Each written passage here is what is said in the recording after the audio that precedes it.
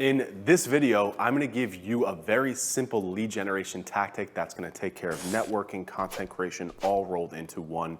Even if you don't like creating content, you don't know how to create content, this is a very simple hack, if you will, that's gonna help you generate very high quality leads for your agency business. So this question came in from our Blueprint training community from Steve. He said, I purchased a domain aroundtheupstate.com and a YouTube channel, and the idea is to do a podcast interviewing local businesses. The idea is to create a video that they can post anywhere, that my agency will post on the web, social, YouTube, etc., along with a transcription of the conversation, which can be repurposed as blog posts, social content, etc. I love the thought, I love the idea, I love the energy, but a few small tweaks here are gonna help you to really get this dialed in. So this is a tactic that Chris Dreyer from rankings.io has mastered. If you look up his podcast, it's called the Personal Injury Mastermind Podcast. You just Google it, you'll see it. Chris owns a company called rankings.io where he sells SEO services to personal injury clients. What he's done is he just goes through and he reaches out and he just interviews personal injury lawyers from across the country. You can see here he's on episode 311. Now, Chris has also been able to take this and parlay this into a very successful in-person live event called PimCon that, last year he had it in Arizona. He absolutely crushed it. Chris is a friend of mine. He's an amazing marketer, amazing entrepreneur, amazing business owner, and an amazing dude as well, to be honest with you. So knowing this, seeing this, I actually started something on my own called the Scales of Success podcast, where I have started reaching out to very, very, very high visibility attorneys, all types of attorneys in the space, and then interviewing them, right? I basically just have my team do the research in terms of, hey, who are the attorneys on Instagram, on TikTok, on Google, podcasters that are speaking at events that have a lot of visibility. Let's reach out to them and let's see if they want to come on our show for an interview, and we'll tell them, hey, we're going to get published on our YouTube channel that's got 4,000 subscribers. We're going to write a blog post. We're going to link back to your website. We're going to cut up shorts that you can use for your social media content if you want. And it's done very well for us. And what this has done for us is, one, it's helped me build inroads and build relationships and networking with attorneys in the community, because our big plan for 2025 and 2026 is to start going to more in-person legal events. And if you've ever tried to go to events and do any sort of networking, if you're not an extroverted person, and surprise, surprise, just because I do videos, I'm an introvert, I don't like doing that at all. But if I've interviewed 20, 30, 40 different high visibility attorneys, all I have to do is send them an email saying, hey, Jen, I'm going to be at PimCon this year. Are you there? I'd love to buy you a drink. I'd love to meet your team. Just literally not a sales pitch, just to network, because Jen is going to know a lot of other attorneys there that she can introduce me to. So I'm basically just having her give me some names, and then I reach out to the person and say, hey, Jen, send me your information. I'd love to have you on our show. So it's a really, really good tactic.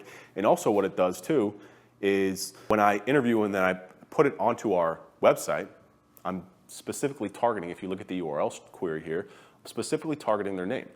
Why am I doing that? Because I want to try and rank for these attorneys' names. This is great, this is cool. We can rank for this query in Google organically maybe, but I can rank much easier for their name.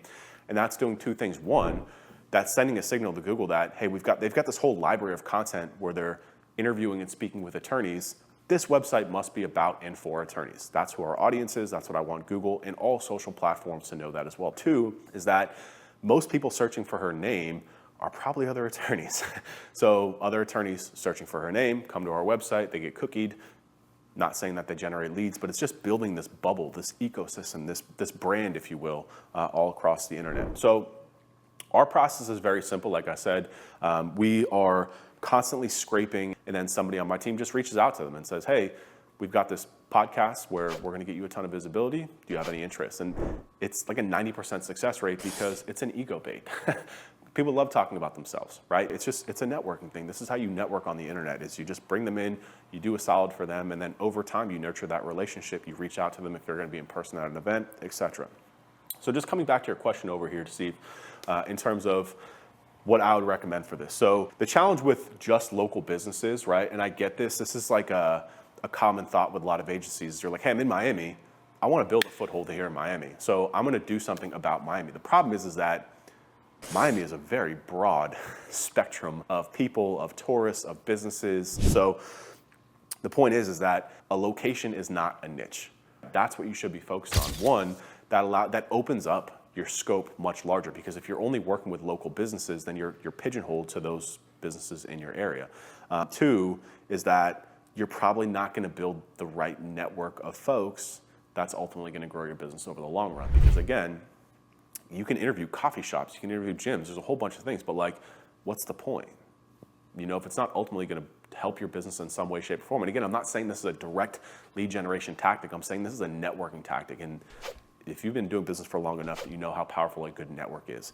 And just having local stuff, you're just going to get a lot of random referrals. And you'll probably pick up some clients over the long run from this. So go out and seek the type of people and start the type of interview show that you want, the businesses that you want to work with. It helped my business very much, right? But if I'm known as somebody who works with lawyers because I'm talking to lawyers and they're referring me other lawyers, it's a very slow uphill process, but it works because we're adding value to them. We're giving them a platform. We're giving them links. We're giving them content for their social media feeds. And ultimately, we're stroking their ego because who doesn't want to talk about themselves and talk about how successful that they are? So that's what I would say, Steve. I love it, but I would say focus on the who, not the where. So anybody out there watching this, if y'all want to ask me questions, if you want to get inside the Blueprint Training Slack community, plus templates, tools, trainings, everything, it's $199. There's a link below. It's the blueprint.training. If not, like and subscribe, and I'll see you in the next video. Hey, Ryan here. Hope you liked that video. If you want more, check out these two videos right here on this screen.